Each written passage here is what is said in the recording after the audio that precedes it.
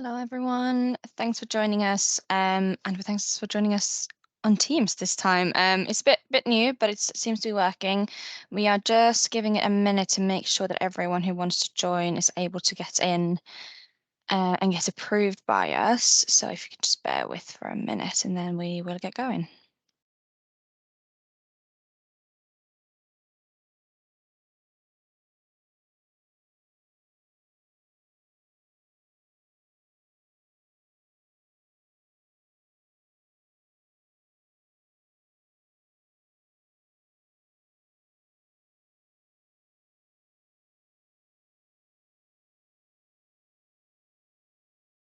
Right. Okay. So because we've got a bit of housekeeping, I think let's get started, and then if some more people are joining as we get going, then we'll let them in sort of as and when, but most of you would have been here before and would have seen these first couple of slides before anyway. So let's get started. So just to sort of say hi and welcome, I suppose. It's nice to have you here, as always. Today's webinar might be a quick one. I know these are scheduled for an hour, but should be done in sort of half an hour to 45 minutes. But we will be taking a look at the new features. So some of you would have seen some emails going back and forth, and we do appreciate your patience because this time there has been a bit of bugs with the release. We're nearly there now. The reason why there's been some bugs is essentially that there's been some housekeeping that's touched on pretty much everything on the DCS. Most things obviously went well and were caught and things you never would have seen, and most things didn't break, but there were a couple of just minor bits that needed to be fixed. So we're nearly there, but thank you guys so much for just bearing with us as we're doing that. And I'm expecting the next couple of releases to go a lot smoother. So we're going to have a look at the things that are now available for you to use, and then I'll talk to you quickly about a couple of things coming soon in the next couple of weeks. But I'm going to start by handing over to Cameron just for some housekeeping. Oh, looks like we're presenting ourselves first. Apologies. Let's do that. I mean, you can see us now, which you didn't used to be able to in GoTo. But my name is Marty Pedersen. I work as a product manager for the CLA. I will soon be leaving you at the DCS. I've been here for a few weeks, sort of just in between product managers. So we've got a new colleague joining us in March. So you'll hopefully see her in the next webinar. Her name's Imogen. Me and Cameron got to meet her last week. She's absolutely lovely. I'm sure you'll have a great time with her as your product manager. So this may be my last webinar with you. I may stick around for the next one. I'm not sure, but it's been nice to be with you again. I'll be there in the background anyway. But yeah, Cameron, do you want to say hello and then do the housekeeping, please? Yep, sure. Hello, everyone. So I think you've spoken to me before. I'm Cameron. I'm a customer support advisor for the DCS. And yeah, if we want to move over to some housekeeping. So it's all very new on Teams. So yeah, just want to make you aware, this is our first ever session done on Teams as opposed to the old software. So do bear with us in the event that there's any delays. Today's session is being recorded and will be shared with all registrants later this week. So if you'd like to share the recording with a colleague who's unable to attend, or if you'd like to revisit any of the content we cover in today's session, you can. A copy of the slides and the Q&A will be sent to registrants next week. The audio for this session is available through your computer speakers or by dialing in by phone. If you experience poor sound quality anytime through your computer speakers, you may wish to try dialing into the session by phone instead. You can do this by accessing your device settings at the top of your screen with the Teams session. Click the three dots for more settings, then select device settings, and the device settings area will open on the right-hand side. So participants will remain muted throughout the session. However, there should be, just want to double check about there is a Q&A area. Sorry, again, Teams, all very new. So there's a Q&A area which can be accessed via the top of your screen. So click the icon with the question mark to open. We'll be monitoring this throughout the session. So please submit any questions or comments you may have at the time, and there will be an open Q&A at the end of the session. I'm now going to pass you back over to Marty. Thank you, Cameron. Yes, so just for our agenda, we've kind of mentioned it. It's fairly brief in terms of headlines, but we're going to start by looking at what's new. So we'll show you a thing or two each, and then I will talk you through our next two developments for the DCS. Short and sweet. So let's start with the HCR report. Now, I did talk through this in the last webinar, so I'm not going to go into the slides too much because it's a bit of a duplication really for those of you who were there before. So I'm going to jump into the DCS demo just to show you. So we've got an update to the HR report, we've added some tooltips, and we have also we've added a new sort of review page for when you want to delete a PDF that's already in use. So those are the three things we'll be demoing today. So I'm just going to load up the demo. Cameron, can I just confirm you're still seeing this and not the slides, right? Yes, I can still see that. Yeah. Cool, thank you. Right, so for the HR report then, really what we've done, we've added one column. So you'll see I'm in an old year, never mind that. It's just because I'm in demo. When you download the HR report, you will now have access to a new column so you can find out where your selected scans sort of came from. So are they crowdsourced? Are they from eHES, or are they from Born Digital? Now, this is really the root cause of most of the problems we've had this week. There's huge amounts of data in here, and adding this column wasn't straightforward. It's working now. Our developers have done a fantastic job getting that to work, but this is why it's been a bit back and forth, because we didn't want you to lose access to your existing data any longer than you needed to. So again, thank you for the patience there. So I've scrolled all the way to the right almost. We've got in column AF a new column called selected extract. If I just apply a filter here. For this demo account, I've got a couple of different options here. So you can see that if I want to, I can look at all the requests that are currently using a Born Digital title. There's a couple here for me. And this is the reason why we started doing this, because there was no way we'd implemented a new Born Digital feature where you can select scans directly from the publisher, right? But there were no way for you or for us in this report to know how often that was being used. So you couldn't really see which of your requests were using Born Digital and which were using your own or others' PDFs. That's how they started. And then we found actually it's quite handy to know anyway, say when you're using an ES scan or when you're using a crowdsourced scan. So if I click on crowdsourced here now, and what I've done, by the way, is just apply a filter so you can filter these requests, which is why you're able to do that here. The crowdsource is quite handy to use along with the source columns AE here, because then you can see, okay, all these are crowdsourced, i.e., the original DCS functionality where you can pick up a scan that either you've uploaded yourself or that someone else has. So you can see how many of those are using and whose scans they are, which can be quite useful to know. A couple of things which I do not have here in my demo account. If you use eHES, you will also have access to eHES and eHES followed by other in brackets.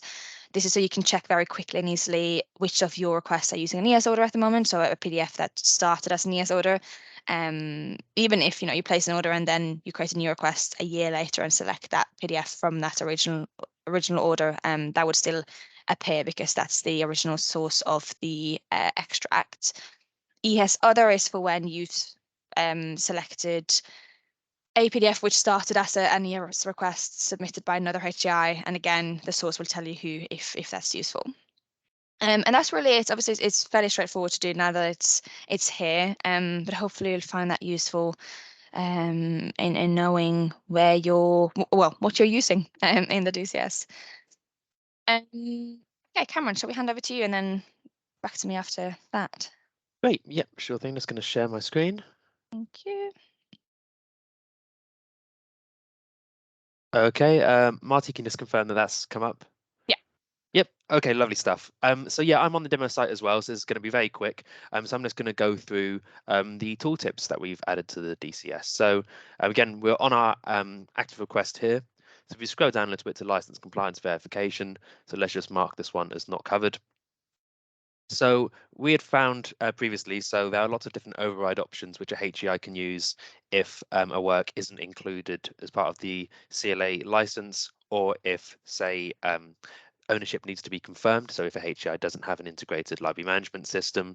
So what we've done is we've added some tooltips to make these options clearer, simpler, and hopefully more helpful for you. So if we're on this request right here, so we've just marked this one as excluded from the CLA license.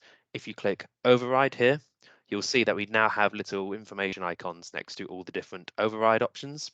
So if you hover over those, so let's hover over direct permission obtained, for example, you can see a little pop-up will appear just to let you know a bit more information about that option. So here we can see it says select this option if you've obtained permissions directly from the rights holder.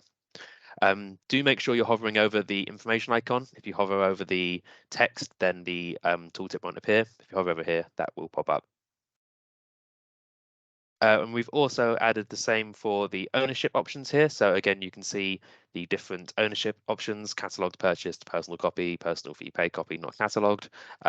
If you just hover over the information icon here, you can see a little pop-up letting you know further information about that override option. What we've also done as well, so let's go back over to override here. We've also added a new override option to the bottom here, out of copyright. So if there's a work that is no longer in copyright, so if it's in a public domain, you can select that option here. We've also merged open access and Creative Commons into one option. So that's it from me. So I'm going to pass you back over to Marty, who's now going to go over new functionality with deleting PDFs. You, Cameron, and we're just going to stay in the DCS for this one. Let me just bring back up Teams so I have you if I need to. Okay. Right. So again, for those of you who joined us last month, and it's absolutely fine if you didn't, you don't need to know this, but we did talk about this next feature then as well, so why we were doing it. So just to recap very briefly, those of you who have deleted or tried to delete a PDF from the DCS before will know that if the PDF isn't in use in any other requests, you can delete it straight away, no problem. If you're trying to delete a PDF, so a PDF uploaded by yourself or a colleague, and this PDF is currently in use in any other request, whether it's by yourself or another HCI, you have to contact CLA.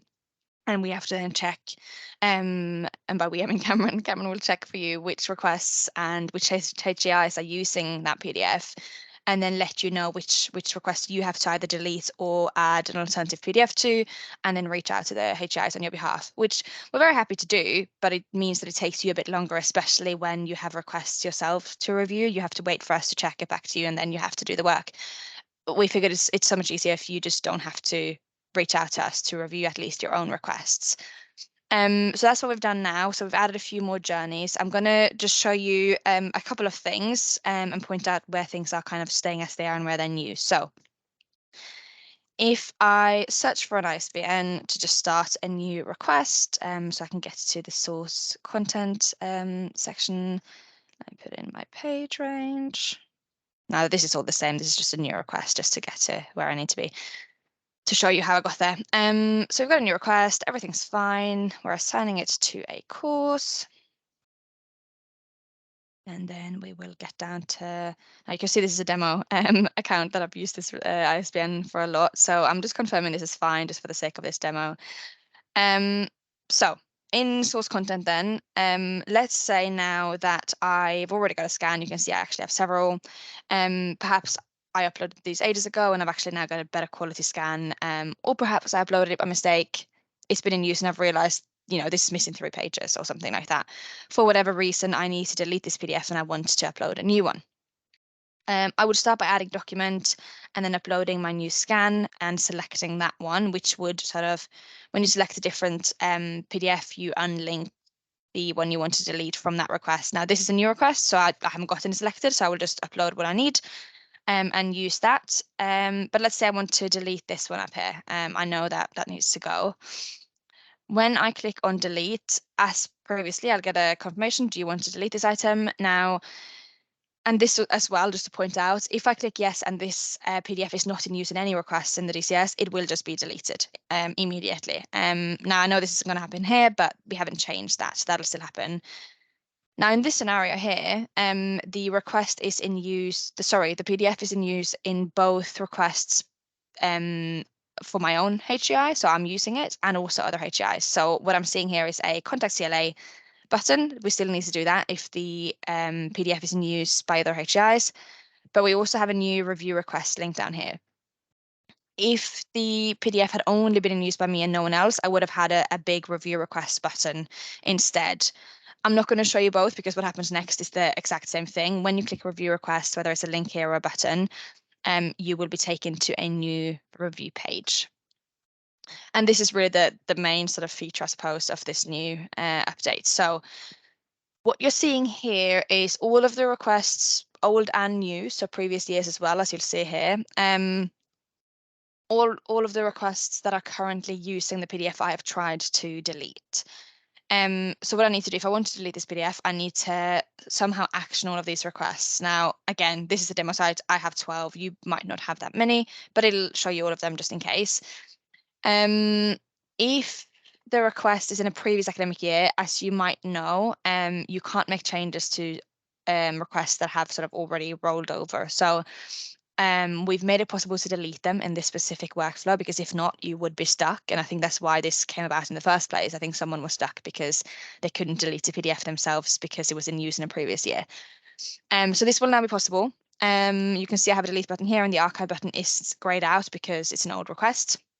If there's a request in the current academic year, you will be able to archive it. So what I would say is, if you have actually used or are still using this request, please don't delete it, because you'll need it for rollover so you can report us. So just archive it, reinstate it, and then select another scan, just as you would anyway. It's just a quicker way to get there, so you don't have to start from the dashboard, start searching.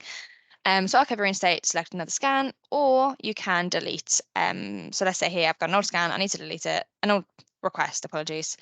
Delete this, and then it'll just load. It might take a while now because I'm sharing my screen. There we go. Deleting the request, and the page will update, and I will only see the now 11 that I'm left with. Once I've actioned all of these, so either deleted off old requests or selected a new scan in current requests, I can go back to this, and then I will be able to just close this dialog box, click delete again, and then I'll be able to delete the scan. Now, I'm not going to do that now because I'd have to delete all those requests, but that will be possible if the PDF was only in use by yourself.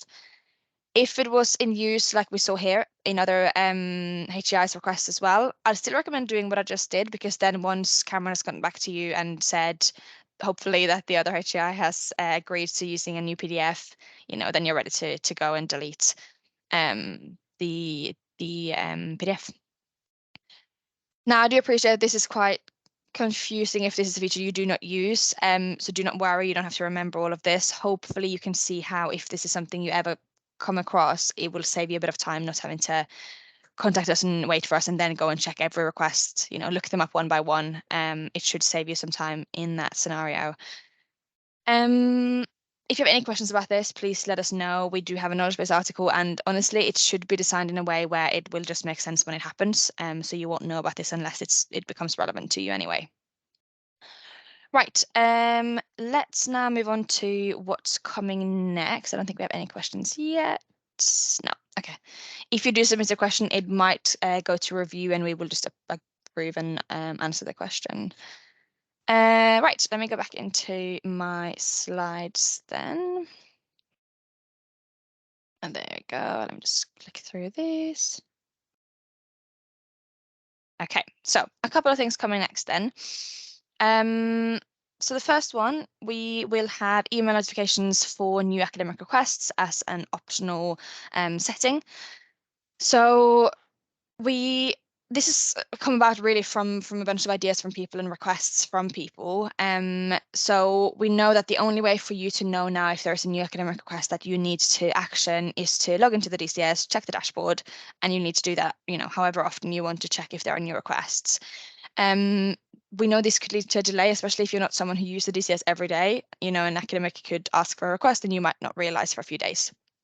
So we are now going to soon be introducing a daily notification. So what that means is that I think at 8 a.m. every morning, you will get an email to say very briefly that there are new requests to review, and there'll be a link to the page in the DCS where you can review those academic requests. You'll only receive that email if, firstly, you or a colleague have enabled this feature on the My Institution page. This is a mock-up just to illustrate how it might look. So if you've checked this box and entered an email address, so some of you actually on this call might have had some emails from me about this, so we were considering a couple of options, and the very vast majority of you preferred an option where you can enter one email address only. That email address doesn't have to be a DCS user, so you could choose a library inbox, a mailbox, or one colleague, up to you. You dedicate an email address, that person or that mailbox will receive an email every morning if there are new academic requests that have not been actioned. So if they're in that new status rather than in progress or active request. So that's coming soon.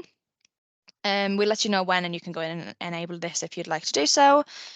But do not, these won't start coming through if you don't enable it. And it's only really applicable if you use the academic request form or you have a reading list integration, because they're specifically about academic requests. As you might see, we probably would also move the EHES notification settings up here.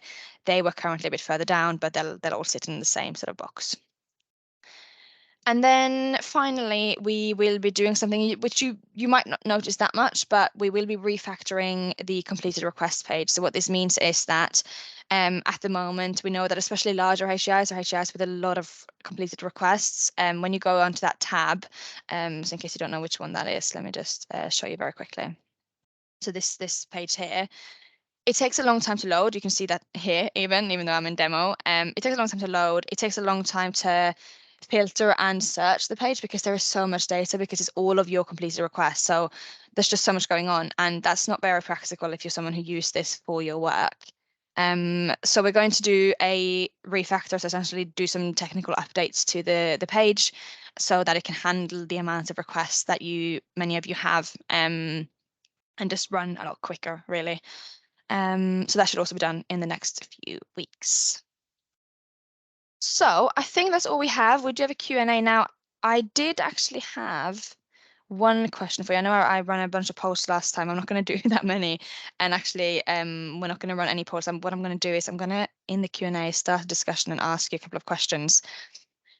What I want to ask, and you can email us about this if you want to. We would send out a notice anyway, but I just want to gauge. So when we've been looking at these HDR report sort of issues related to that new feature, one thing that we know is that in the DCS, you can look at HDR reports going back to the first year you used the DCS, which I think at some point had some use, but what we don't know is if anyone actually used old HDR reports anymore. We would like to start getting rid of some of that data because it will eventually slow down the system. We're holding all this data, which is accessible to you guys in the front end of the DCS, which just means that, we're storing a lot of data. And also, we don't want to really keep anything beyond 6 years anyway. It's the GDPR thing. And we're reaching that time now. So we are looking to delete some old data. But what I want to know is whether you currently use historic request data. So do you ever look up old HR reports? So I'm going to see now. This is one of those bear with me moments because this is Teams and I've never done this before. I'm going to try and start a discussion and see if you guys can. If yes. I know you can't see my screen now, so I realize I'm just talking with nothing for you to show. But if you could click the Q&A tab at the very top of your Teams screen, if you wouldn't mind just either answering that question or giving me a thumbs up if you do use historic data. It would be really useful just to know if it'll be a problem for anyone, essentially, if we're removing some of the data. We are looking at potentially only keeping 2 or 3 years worth of data, but we want to know that that's not going to be a problem for you. And I do know not everyone is on this call, so we will, of course, send out an email and give notice anyway. But it's just a nice space to kind of see what you're thinking. Again, this is Teams, so if you can't figure out how to navigate, I know that let's see, we're taking a minute. Thank you for that, Jane. Brilliant. Okay. I'll leave that one open. If you have any questions for us, the Q&A space is where you ask that. So we'll leave that open for a bit. But this is what we have today. Like I said, fairly quick and easy. So if you have no questions and you've either sort of fed back to me or it's not relevant for you, feel free to leave us at this time. And thank you for joining. We will not have an exit survey today. Again, I feel like I'm blaming Teams for everything. I do really like Teams. I think it's easier to have these sessions, but it's just slightly different. So we won't have an exit poll as we normally do or an exit survey. But if you have any questions or any feedback or anything you'd like to talk to us about, as always, please contact us. You can contact us directly if you want in reply to the post-webinar email we'll be sending out next week with a recording, or you can contact us on support. Thank you. Someone's saying they've looked back 3 years. That's good to know. Okay. We have had a question come through, Marty. Oh, brilliant. Okay. Bear with. Oh, yeah. Ubuntu. Yeah. Yes, that's a very good question. And I wish I could answer it. I will get back to you in writing on this one. So someone's asked, could you update us on Born Digital, which publishers are contributing and how far back do you write legend a while ago? At the top of my head, I do not know. We've got a content manager who will be the one to speak to, and she's not here today. So I'm going to ask her, just so I don't give you sort of a 50% answer. What I can say is that we are still uploading content. There should be some more content coming in the next few, I want to say, for the next few days or within a week or so, most likely. So we'll update you on what that is. We're currently in process of uploading and syncing that. But yeah, let me get back to you in email. I can send this to everyone, not just the person who asked this question, with an update, because yeah, that's a fair point. We probably haven't spoken much about that recently. Only really because I'm not the person working on it mostly. But you still need to know. So yeah, thank you for asking that. I'll check and get back to you. And I'll publish that question. That's I can see that we need to review. Okay. Great. Again, yeah, thank you. I think Cameron and I will hang on for a few minutes. If there are any questions or anything, send them in. And if not, thank you so much for coming. And I might see you next month. Cameron definitely will, and hopefully Imogen will as well. So have a nice rest of your day and soon weekend. Thanks, everyone. Bye.